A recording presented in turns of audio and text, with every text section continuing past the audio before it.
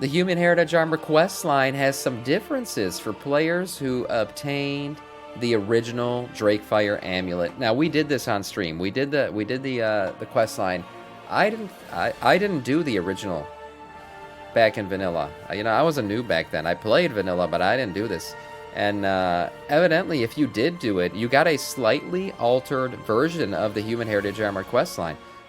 By the way, this questline, 5 stars. If you haven't done it, if you have a human that's exalted with Stormwind and you have not done this questline, you are missing out on some of the best storytelling in the game in terms of questing. I loved it.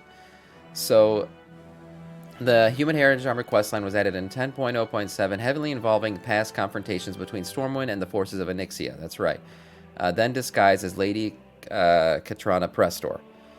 Characters who completed the original questline in Vanilla WoW that led to the creation of the Drakefire Amulet, which is, the center of this whole questline, are able to experience a slightly different version of the questline, with NPCs acknowledging their participation in the events. We summarized all the differences for the characters who have obtained the original Drakefire Amulet. So the first difference we see is in the Human Heritage Armor questline, in which the cutscene will play with Matthias Shaw retelling the story and unmasking Lady Katrana Prestor, and the death of Marshal Windsor during the Vanilla WoW experience. When playing on a character that has not done the original Drakefire Amulet quest, Windsor is accompanied by a Stormwind guard, which was my case, right? That's how it was for me. If your character has done it, your character will instead be featured in the cutscene, showing as a shadow. What? No way. Okay, so yeah, this is how I saw it. I don't... Wait a minute. I think I did do the quest line. I think I did. I remember doing this Onyxia transformation questline in Vanilla WoW. I'd have to go back and watch my VOD on Twitch, but I think my character was in the cutscene, and I didn't pay attention to it. So if he wasn't, if they weren't, then this is what you see. If they were, then your character is inserted in the cutscene. Holy shit. Because it's a retelling of the story, and if your character was there, then when they retell it, your character shows up. Holy crap. That is such a cool little change there. I love that kind of stuff in game. That's awesome. And there's some differences in the lines as well. That day he confronted the most powerful and noble in Stormwind. And then it says, but you know this, you were there. That's the difference. And then again, here's another difference. If you weren't there, concerns arose that Onyxia's power may still linger within, and so it was locked away and forgotten. While there, here's the difference. If you had done the questline, while there were concerns that Onyxia's power may still linger within, it remained in your possession until now. Holy shit. This is so cool.